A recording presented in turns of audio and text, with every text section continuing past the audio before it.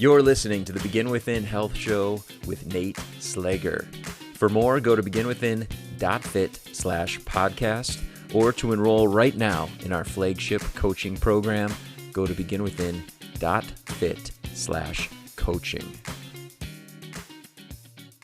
Welcome back to the Begin Within Health Show. My guest today is Jim Laird. He is a wellness coach who has helped clients from so many different backgrounds to achieve their goals. He works with everyday individuals, just regular people like you and me. He also has worked with professional athletes in many different sports, and his goal is to help clients, whoever we are, to unlock our personal potential. And he's going to help us to do that today. My question for you is this: have you ever felt like, what's going on with my body? This is crazy. Something is different, and I don't know what it is. Sometimes we feel that way, especially when we go through a period where our health is not to the level that we're used to it being. Like we go from one illness to the next, and it feels like our body's kind of turned against us. Have you ever felt that way? Jim, our guest today, personally went through a situation like that, and he is going to share with us what it is that ended up making the difference for him, and I believe it's going to surprise you. It is going to surprise you when you hear his story and what he took away as a result of this experience. We're going to talk about some other things related to fitness as well. So here are some of the themes I want you to listen for.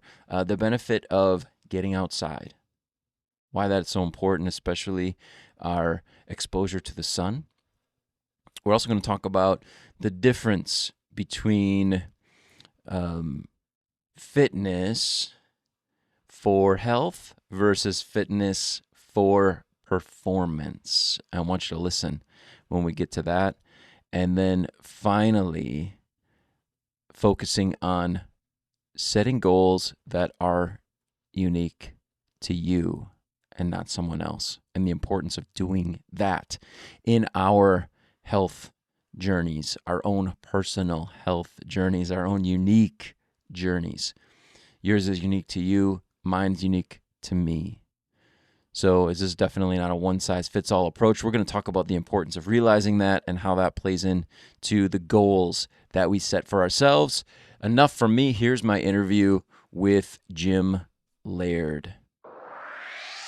I've had a couple major health scares in my life. The first one was ulcerative colitis, and that was essentially for me just working too much and training like a maniac and doing dumb things. The second time I had a major health scare was I got a staph infection from a pedicure. A young lady that I was hanging out with was told me that I needed to get my feet taken care of. You're a trainer, you're a strength coach, you're in the gym all day, your feet are sweaty, and so your feet are ground, so you need to get a pedicure. I'm like, okay. So I went and got a pedicure. Like 4 or 5 days later, I'm in the ER. Oh my! They rushed me up to infectious disease and they start preparing to amputate my leg. And luckily Oh my they were able goodness! to. Yeah, luckily they were able to get it under control with antibiotics. It was cellulitis, but it had gotten really bad. And when they start bringing the interns in to look at you, it's not a good thing. Oh And wow! so they told me on the way out, they said, hey, like this is going to come back again, but it's not going to be in your leg. It's going to be like you're going to have flu-like symptoms, but you're going to have no respiratory symptoms. And then you're just going to get a crazy fever.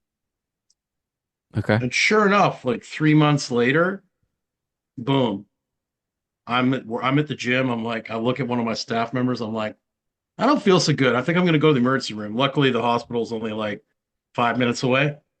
So I got in my car. By the time I got to the emergency room, there's gorillas running up and down the street. I was running like 104, 105. Oh my! I think I peaked. Yeah, it was bad. And so this happened like every 3 or 4 months.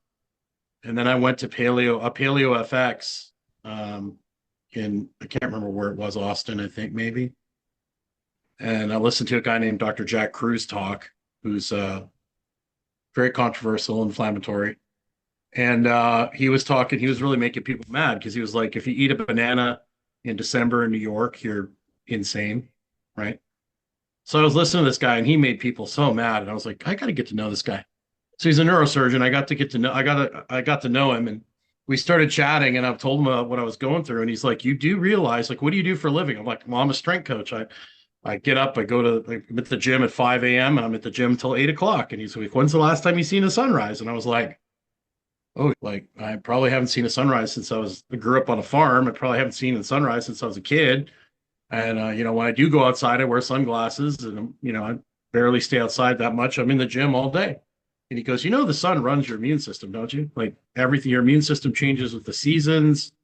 Like, I'm like, I didn't really know that. And he's like, in order for you to beat this, you're going to have to stop being a zoo human, you know? And so I immediately canceled. Like I was desperate. Like I'd had this reoccurring infection like 6 or 7 times, and they were running out of antibiotics to give me. They just weren't working anymore. And so you're at the point where it's like, oh, I'll try everything. So this guy tells me to like go out and sit in the sun in the morning. And he's like, you need to change the lighting in your gym. I added some red lights to my gym. I added some UV bulbs in the ceiling and to make it a little bit more like sunlight. And I left the doors open as much as I could. And I didn't start work till 10. I fired all my morning clients. I started taking sun breaks throughout the day. I haven't missed a sunrise since then. And I guess that was what, that was like at least 8 years ago. And I haven't had an infection since. Wow. So, and I started thinking about it. I'm like, okay, so I've got all these people that literally the average American spends 97% of their days inside.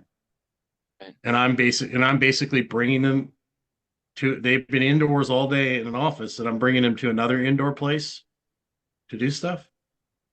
So I use that I use that as a message, like, a place to, like, I would say, hey, like, you really need to get outside. You need to walk outside 3 times a day for 10 minutes. But I really wanted to set myself up so I could live a more outdoor lifestyle. That's really hard to do in Kentucky. The weather in Kentucky is not that great, especially in the wintertime.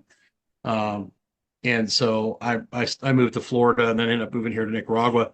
I wanted to build a gym on the beach here. I thought I had found a property that was perfect. And I got there after being there for about 5 or 6 months. It didn't really match expectations. So we're kind of putting that on hold.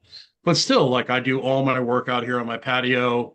I have a covered patio. So instead of being indoors all day, it's just so important for sunlight is just essential for your biology, for your physiology, for your mental health, your hormone levels, everything. I can't tell you how much better I feel overall now that I live a more outdoor life. Well, that's that. I did not expect that I would hear a story like that, Jim. That's Yeah. that does it blows my mind, and especially when I think about outside of just fitness or health, like we all want the best health that we can have, but something Yeah. so basic, right? Like Yeah. sunlight can make such a big Yeah. difference. And you look at animals, they breed based on the light they're exposed to. The seasons, everything changes in nature with the seasons. Everything changes with light. And we've just like, oh, I guess we don't apply with those rules. And that's the furthest thing from the truth. The same thing happens to animals when you put them in a zoo. I mean, what happens to animals when they put them in a zoo? They get depressed, they get anxiety. You have to medicate animals when they go in a zoo. They start having reproductive issues. I mean, we're no different. So that the individual that helped you out when he said you're basically a zoo human, is that what he said? Yeah, zoo animal, zoo human. That hey, no wonder you're having some issues. Is was Yeah, his message, right? Man. pretty much. He's like, yeah, you're no wonder. I mean, you basically live an indoor life under an alien sun. That's what he said. Because they've taken, like, you used to have incandescents, which at least had red in them. So red is like the healing part of the spectrum. Blue is the cortisol releasing, blood sugar releasing, get yourself rolling and rocking part of the spectrum, right? So all the computer screens are blue. The LEDs in your house are now blue. So you're getting bombarded with this frequency of light, which basically jacks your cortisol up, jacks your blood sugar up. You're not getting the calming red. You're not getting the balance of the different spectrums, right? And then the spectrums change throughout the day. It's like having a Wi-Fi router that's sending out a signal. The sun is sending a signal out to your biology all day, what to do at the cellular level. And so if you look up, I mean, you just go on PubMed and Google, cancer circadian rhythm, heart disease circadian rhythm. People are just getting too much fake light during the day, and they're getting too much light in general at night, not enough real light during the day, and they're getting tons and tons of light at night, and it's wrecking havoc with our biology. Wow. Wow. Um, I will go back to that idea, but something popped into my head as you were talking. You mentioned the sunrise. So sun Yeah. breaks, but the sunrise in particular has been important for you. Could you tell me a Yeah. little bit about why that is? Well, that's when you get that big cortisol spike. It kind of sets your circadian clock, from my understanding of it, anyways. I mean, Huberman's kind of brought this to the mainstream. 8 or 10 years ago, Jack was really one of the only people talking about this. And there was a lady that had a book called Lights Out. She was obsessive about getting the lights off at night and then getting that morning sun. And that just kind of sets everything. Like the light in your eyes, like helps regulate hormone production and all sorts of crazy different stuff. I mean, you can get in great detail on this, but that morning light just kind of sets your clock for the rest of the day. And if your circadian rhythm is off, which most people's circadian rhythms are completely busted today, I mean, your health outcomes, the odds of you having major health issues are much, much, much higher. Okay, So cool. we usually recommend people get outside, for at least 10 times or 10 minutes in the morning. We stole the Stan Efferding walk outside 3 times a day, after meals, preferably. Just, get some light in your eyes, get some light on your skin. Oh, I love it. Oh, that's That awesome. Yeah, works we're just works talking about well for that most people. in our community too. Just to get some movement in after you eat is so Yeah, beneficial. But why sure. not do what you're Yeah. talking about? Get some sunlight Well, on your skin too. there's pictures of they've done studies where if you put pictures of nature in rooms, it lowers stress and lowers anxiety. What if you actually go outside in nature? No way. Right. What if you actually just go outside like I am right now, right? Yeah. Oh, So, that's awesome. Man, yeah, and I'm here in a cave. I'm down in the cave here in my office, but just got outside. And I'm grateful I have a dog, so he's got to go out and we yeah. always walk. I hate the idea Mhm. of just putting him out, so I always go out with Sure. him when he goes out, Good. and I think that's such a Perfect. benefit. But nice. Something else that popped into my head is a doctor we had here on the show, and he commented, and it was interesting that, as far as we know, there have been ticks and these viruses, bacteria, always, but people didn't present with the same symptoms as they do Right. now. Right. And that was one of his hypotheses was, hey, maybe it's because people used to be outside more. Well, and people were exposed to things, right? So we've gone like way overboard with the hygiene, right? Yeah. Um, and people are afraid to kids are afraid to get dirty. I mean, the kids are playing with chickens and dogs and rolling around in the mud here. There's no need to worry about that. So my I work for Dr. Leland Stillman. I help him in his medical practice with coaching on the medical practice side, and we have a coaching business as well. And he talks about the literature that's like sun avoidance is the equivalent of smoking cigarettes. So it literally reduces life expectancy when you avoid the sun. But I would argue that we're just not. If you look at like the hygiene hypothesis, our immune system's one, or your immune system is regulated by the sun, Yeah. and your immune system has to change with the seasons. Especially, I grew up in Canada. Your immune system is going to have to be different in the winter than the summer, and your immune system is going to change.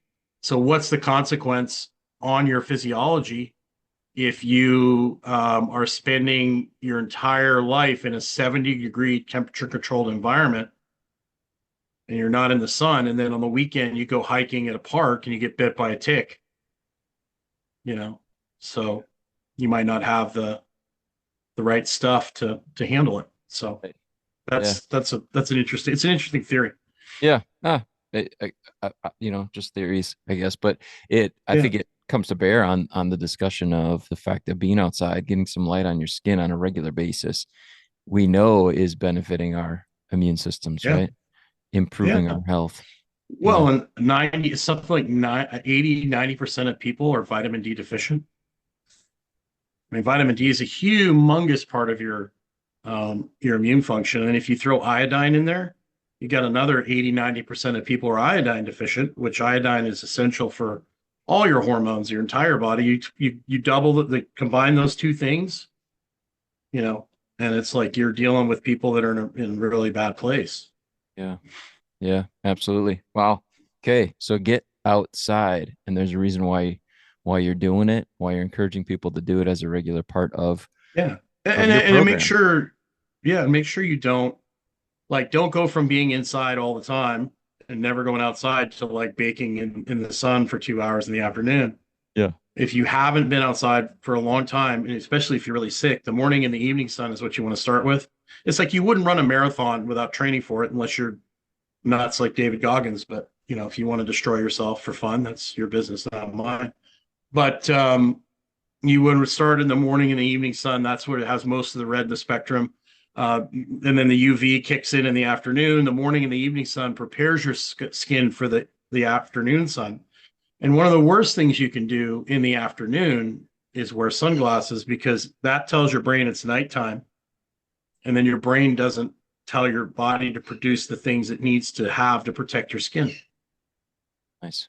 Yeah. So, and I just use common sense as my sunscreen. Like, if I'm out, here in Nicaragua, and I'm out at 2 o'clock in the afternoon, I feel like I'm getting too much, I just go in the shade. Yeah. So Start to feel warm from the light, the intense light on yeah, you. my Yeah. my my dog Yeah. does the same. I mean, he goes and lays in the sun, and then when he's had enough, he comes and hangs out in the shade. Yeah. Excuse me. Common sense is your sunscreen. I like that. That's cool. Yeah, and it's Awesome. it's not very common sense is not very common these days. So I know. We have overanalyzed everything to the point where we don't even know what to do anymore, right? So the definition of things very basic that are very obvious is not so obvious and basic anymore. yeah, yeah. I mentioned before we kind of started our recorded conversation here that I would love Mm-hmm. to pick your brain on some of the big lessons that you've learned in terms of fitness over your career. And I feel like maybe this is Sure. a good segue into Mm-hmm. maybe, the things that are most important aren't always so obvious. I'm curious, Yeah. what are what are some of the things that now that Mm-hmm. you appreciate are so fundamentally important to good health and fitness that Mm-hmm. perhaps most people are missing. Well, performance and health don't go hand in hand. If you are pushing performance, your health is going to suffer. High Yeah. performers don't live this notion that you need to like be this crazy high level athlete to live a long time. Super centenarians are not crazy high level athletes. So I understand what they're trying to do. They're trying to make up for human beings having a sedentary lifestyle with fitness. But if you look at people that are super centenarians that live to 105, 110, they are not big, big, massive people, and they are not high level performers. So if you're going to be a hard charging, high level athlete, like NFL players don't live a long time, wrestlers don't live a long time, high level athletes don't live a long time. They might live longer than sedentary people, but you want to flirt with performance if you want to live a long time. But when you're pushing performance, it's about managing, just almost managing dysfunction. You're like on a tightrope. So a lot of people get that confused. They think they have to train like Rocky Balboa or like a Navy SEAL in order to be healthy. And it's the furthest thing from the truth. Right. Wow. Yeah. Yeah, I like that. I have not heard it explained quite so simply before, but it makes so much sense. That's Yeah, awesome. I mean, if you're a top fuel dragster or a McLaren or a Ferrari and you're driving hard all the time, you're gonna be in the shop a lot and it's gonna be very expensive. But if you're a Yeah. Corolla and you drive the speed limit and it's not very exciting, it's boring actually. All you really need to do is get your oil changed and your car's probably going to live forever. The car's going to outlive us, right? But if you're a McLaren, you're top fuel dragsters are rebuilding their motor after every race. So it's Yeah, they're not the same. So if you're going for performance, you want to try and be as healthy as possible, but you got to understand it's going to affect your ability to have health in the long term. gotcha. Endurance, longevity, are going to be compromised. And I think maybe that word fitness kind of then gets confused with Yeah, it can either speak to health or it can speak to performance. And so maybe that right. word is not all that Well, helpful. fitness, like, okay, so what's the fitness? If you're a sumo wrestler, Yeah, what does that mean to be fit as a sumo wrestler, right? right. Or if you're an offensive lineman, or if you're a 800-meter runner, that fitness, the definition of fitness is going to change for each sport. Yeah. You know, I'm Yep. obviously not going to train my sumo wrestler like I train an 800-meter runner, right? So the fitness general, if you're talking general fitness, like we're talking like the back in the presidential fitness tests and things like that, that's just general overall fitness, and that's a Yeah. totally different animal than performance fitness. So a lot of it is what are we measuring, right? So Yeah. most people just say fitness and they have no idea what that means to them, right? Yep. What it yeah, what it should mean based on what really is Right. important to them, right? Based on their values. Um, Yeah. yeah, absolutely. Well, based on what their goals are. Like if like I have people that come into me that are in their 60s or 70s, and their goal is just to get down on the floor and play with their grandkids. Yeah. I don't have to turn them into an ultra marathoner to do that. Or not. So I just get them down on the floor, get them doing some real simple things, get them moving around, and then they can get down on the floor, they can play with their grandkids, they're happy as could be. They're not training 8 hours a week. They're doing things they love to do. They're doing things that are sustainable. So you got to match the tools and the application to the actual client you're working with, right? Yeah, absolutely. Cool. Jim, what's the best way for people to connect with you and follow your work? Yeah, I'm on Instagram, Jim Laird, GYM, because I named my gym Jim Laird. Don't ever do that. Don't ever name a facility after yourself. That's not good when you go to sell it. Ask Eric Cressy about that. He'll tell you about it. Um, so Instagram, and then you just go to stillmanwellness.com. Dr. Stillman and I, that's where you can find all our programs. And we do a we do a live webinar on YouTube every Monday, and then we do a webinar for the people on our email list where we do like a deeper dive on Thursdays. So you get on your email list, you can get in on those. And thank you so much for shedding, Mhm. I was going to say shedding some light on Yeah, on the topic of sunlight and nature and how important it is for us. sure. Thanks for your work and for sharing it so Yeah, concisely, so clearly with us. no problem. If you want to have me back, I'd love to do that. Yeah, absolutely. I would love to. Love to. I love having repeat guests. So yeah, I Cool. appreciate it. Thanks, Jim. You're welcome. Have yourself a great day. All right. I want to thank Jim so much for being here on the show. And you heard the website where you can get in touch with him over at stillmanwellness.com, STILLMAN, stillmanwellness.com. Get on over there and connect with Jim and the team that he is working with and supporting every single day. Jim, thanks so much again. What a great interview. What a powerful lesson. And we've had this discussed to some extent on the show before, but how important for us to check in, give some attention to Mother Nature and how we're personally doing connecting with her. I want to ask you to reflect on that as we just kind of debrief from that interview. How are you doing? How are you doing when you're thinking about your connection with nature? How's it been going? Are you getting outside? Are you getting some exposure to the sun? What a powerful lesson that we're taking away from Jim's experience to make sure that we absolutely are, not just getting outside, getting connected with nature, but in particular with sunlight. As we discussed, it helps regulate every cell in our bodies. We need exposure to real live sunlight, not the artificial light that we get inside our homes and the places that we work. So I want to encourage you, just think about your regular routine, your day-to-day. Is there some intentional time that we're getting under the sky? Perhaps sunrises and sunsets. What a beautiful time to get exposed to nature and just take a few minutes. I know Amanda and I love to do that. The way that our home is facing, sunsets are much more readily available to us.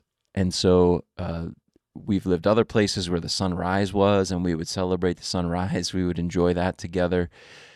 But here, where we're at now, sunsets are much more readily available. So we slow down almost every single day, every evening that we're home for sure, and make sure that we take a look. And our favorite times are when we're sitting down together, just watching the sunset. So I want to encourage you to do the same if it is at all possible to you to get some access to that transition time in daylight, sunrises and sunsets. But for sure, ask yourself, when am I getting under the sky? Am I getting some intentional sky time, or am I just happening to get under the sky, getting some exposure to daylight when I'm going in between buildings and from the car to a building? Sit down, slow down, connect with nature. The other theme that we listened for was with regard to fitness. When we're thinking about health versus performance and longevity versus performance, right? As Jim mentioned, performance isn't necessarily going to help us to be healthier, to even live longer. So oftentimes the fitness, quote unquote fitness that we're exposed to, what is it? Where is it coming from?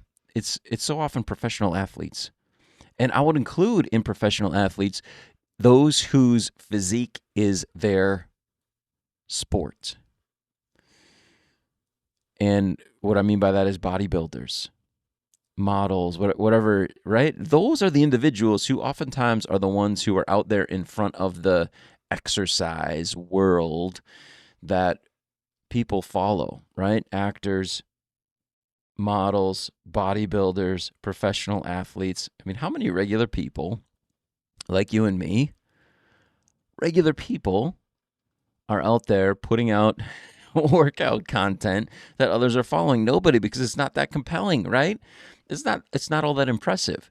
But the challenge is this then, what we're being exposed to when it comes to fitness oftentimes is for performance. It is not for health and longevity, making sure our whole body is working well together. Unless you're following somebody like me, right? You're in the community of a personal trainer whose focus is on training regular people in their homes, right? Just regular people like us. Here's how we do it. Here's a great way to work out so that you can be healthy, so that your muscles can be strong, so that your body can work well. So I think that's something to check in on for sure. And we've discussed that before here on the podcast as well. Check in on our perception of fitness and are the individuals that we're following, or our exposure to what exercise could, should, would be for us, to make sure that it is actually aligned with what we're trying to do. And that connects with that final piece I asked you to listen for, goals. Are my goals clear to me? And is the path that I am taking when I'm thinking about the role fitness plays in my life, exercise specifically, are the things I'm selecting appropriate for the goals that I have? I know for many of the people that I'm working with, what are the goal is to be healthier. The goal is to have our bodies work well into our elder years, to be the healthiest versions of ourselves we can be, not to necessarily have any crazy performance-related goal. Because again, performance and health often don't go hand in hand. So what is it that you're trying to do, and making sure that the way that you're approaching this whole process, the things that you're focusing on, these little daily goals, the action steps that we talk about so often, making sure that they're aligned with the direction that we really want to be going in. And it's not just somebody else's, right? We're following a sumo wrestler who's here's how I eat, right? Or we think, oh, he's an athlete, I'm going to eat the way he eats. Probably not going to take you where you want to go unless you want to be a sumo wrestler, right? So being very conscious that what it is we really want out of this process is clear to us, and that we're being intentional about the things we're doing, the action steps we're choosing, that they are aligned with where we want to end up being in our lives. So there you have it. There's just 3 themes from this episode, and the number one action step I want you to think about is your connection with nature, in particular, the sky above. How can I build in some intentional time under the sky outside? Think about that and make sure that it's built in every single day, if at all possible, because every single day your body needs that feedback from that sky time. All right. Thank you so much for being here. Thanks for listening to the end of the episode. I say this so often, but I appreciate you for being here with me. I appreciate you for being in the community. Incidentally, speaking of community, speaking of workouts today for regular people, we've got some every single weekday in our Facebook community. It's a free Facebook group. I welcome you to join it if you're not there already. We have hundreds of members there. Come on in and join us. You can get access to it. There's a link in the show notes with every single episode now, but facebook.com/groups/beginwithinfit will get you to that Facebook group where you can connect with me as well as others in the community. For the most part, we are regular people. We're just regular people trying to be the healthiest versions of ourselves, and knowing that exercise is going to help us with that. You can get free workouts in that Facebook group every single Monday through Friday. So hop in there. Again, thank you so much for being here with me. I'll talk with you again soon. Please continue to take good care of yourself.